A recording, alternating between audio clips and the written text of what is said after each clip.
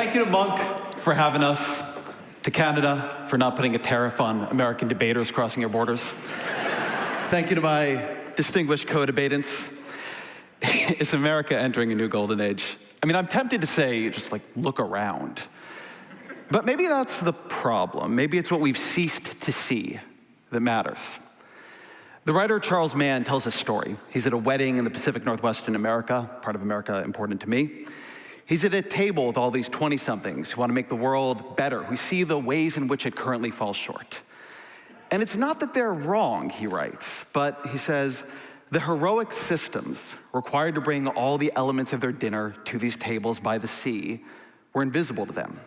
Despite their fine education, they knew little about the mechanisms of today's food, water, energy, and public health systems. They wanted a better world, but they didn't know how this one worked. For Mann, that's the opening to a series on the basic infrastructure that undergirds our lives. For me, it's a way of thinking about where the Trump administration is going wrong. I'm not going to tell you that the people in the Trump administration do not want, at least for Americans, a better world.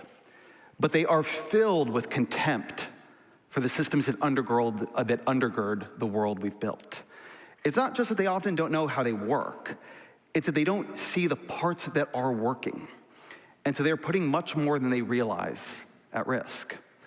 Donald Trump himself will tell you that America spent decades getting systematically ripped off, that we opened ourselves to the world and the world picked our pockets. But did it? In 1990, America accounted for about 2/5 of the overall GDP of the G7 countries. Today, we're about half.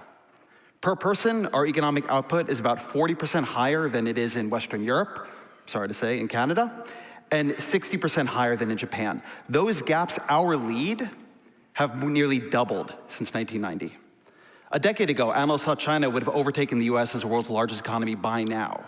Instead, China's GDP has been slipping compared to ours, going from 75% of US GDP in 2021 to 65% in 2024. Now look, the economy is not everything, but this idea that we're being relentlessly screwed, that we're just losing and losing and losing, is wrong.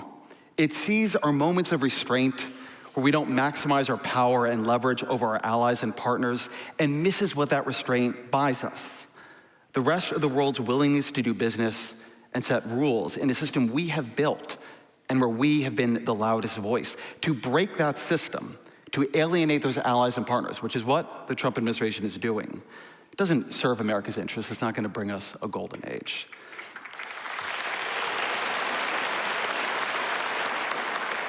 And you don't have to take my word on it. Look, if America was entering a new golden age, you'd expect to see it somewhere, anywhere. Maybe the American people would be thrilled, and you all can check on your phones if that right track, wrong track number is right. That's not what I see in most polls. The stock market should be booming. Everyone, everywhere should be buying American treasuries. Instead, here we have Fortune reporting, the stock market under Trump has seen one of its worst performances on record in the first 100 days of US presidency.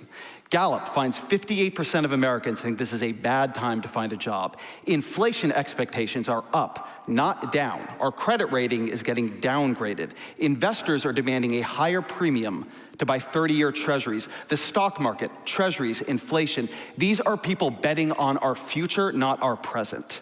If they thought we were entering a new golden age, they'd say so, they'd make some money on it. They don't, because we're not. Maybe that's why Trump has seen his approval rating fall faster than any modern president in history, save himself. I think if both the markets and the people think things are going poorly, and again, you can check our polls, you should have a pretty high bar for being told here tonight that they're actually going great.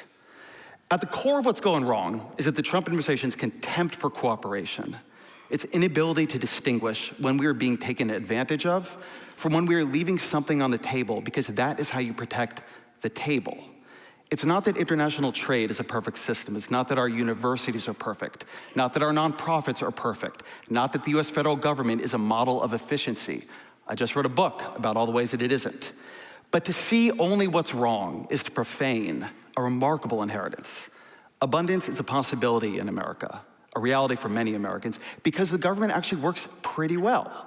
To make it work better could unleash wonders. To destroy it, to drive the best people out of it, to treat it like the enemy could unleash horrors. And so too for trade and the dollar and the universities and foreign aid and the UN and NATO and much more. So too for the remarkable achievement that is due process. So too for the rules and norms that keep US presidents from accepting luxury planes from Qatar or hawking cryptocurrencies under their name. I gotta use my time, y'all. Donald Trump said this very year that the European Union was, quote, formed to screw the United States. You could only utter those words aloud if you had the luxury of forgetting all the horrors the EU was created to prevent. He can only utter those words aloud because the EU has been working. But that's his whole problem in miniature. He so fully takes for granted what works that he has no idea what he is putting at risk. America's not entering a new golden age. Its leaders are forgetting what built the last one.